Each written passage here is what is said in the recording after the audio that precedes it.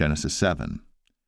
And the Lord said unto Noah, Come thou and all thy house into the ark, for thee have I seen righteous before me in this generation.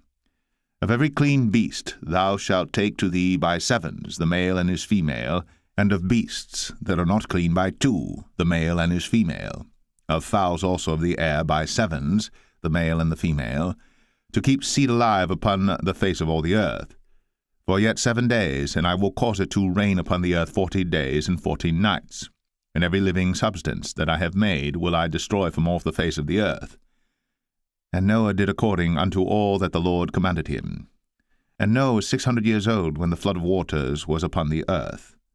And Noah went in, and his sons and his wife, and his sons' wives with him, into the ark because of the waters of the flood, of clean beasts, and of beasts that are not clean, and of fowls, and of everything that creepeth upon the earth. There went in 2 and 2 unto Noah into the ark, the male and the female, as God had commanded Noah. And it came to pass after 7 days, that the waters of the flood were upon the earth.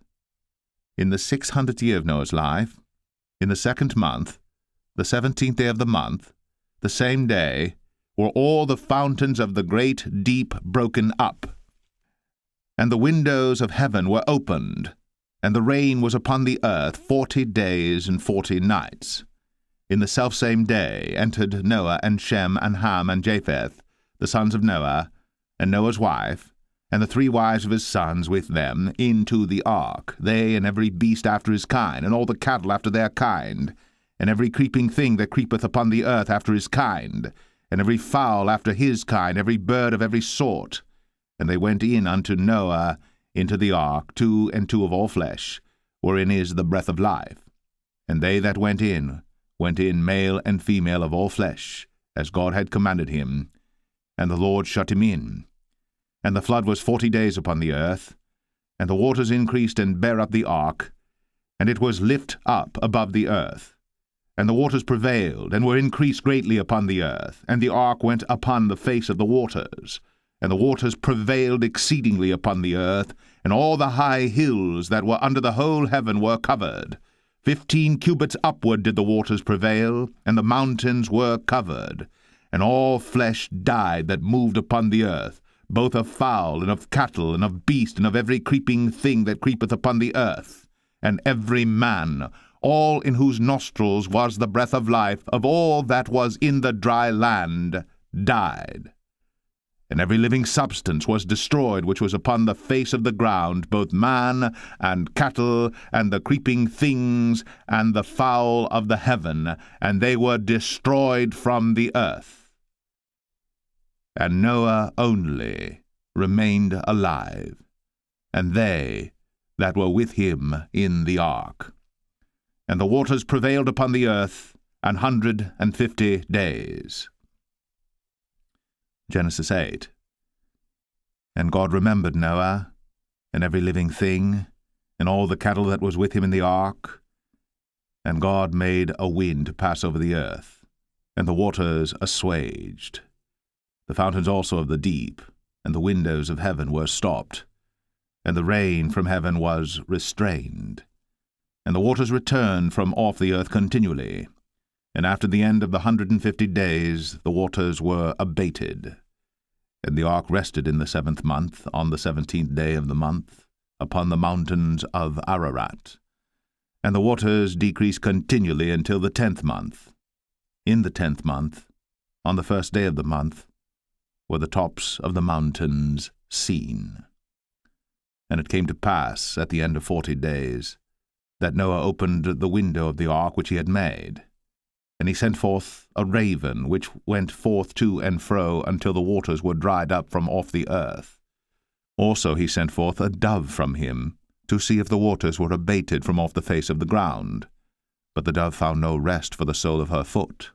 And she returned unto him into the ark, for the waters were on the face of the whole earth. Then he put forth his hand, and took her, and pulled her in unto him into the ark. And he stayed yet other 7 days, and again he sent forth the dove out of the ark. And the dove came in to him in the evening, and lo, in her mouth was an olive leaf plucked off. So Noah knew that the waters were abated from off the earth. And he stayed yet other 7 days, and sent forth the dove, which returned not again unto him any more. And it came to pass, in the 601st year, in the 1st month, the 1st day of the month, the waters were dried up from off the earth.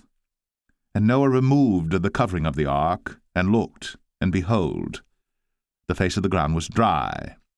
And in the 2nd month, on the 27th day of the month, was the earth dried. And God spake unto Noah, saying, Go forth of the ark, thou, and thy wife, and thy sons wives with thee. Bring forth with thee every living thing that is with thee of all flesh, both of fowl, and of cattle, and of every creeping thing that creepeth upon the earth, that they may breed abundantly in the earth, and be fruitful and multiply upon the earth. And Noah went forth, and his sons and his wife, and his sons' wives with him, every beast, every creeping thing, and every fowl, and whatsoever creepeth upon the earth, after their kinds, went forth out of the ark. And Noah builded an altar unto the Lord, and took of every clean beast, and of every clean fowl, and offered burnt offerings on the altar. And the Lord smelled a sweet savour. And the Lord said in his heart, I will not again curse the ground any more for man's sake. For the imagination of man's heart is evil from his youth, neither will I again smite any more everything living, as I have done. While the earth remaineth, seed time and harvest, and cold and heat, and summer and winter, and day and night, shall not cease.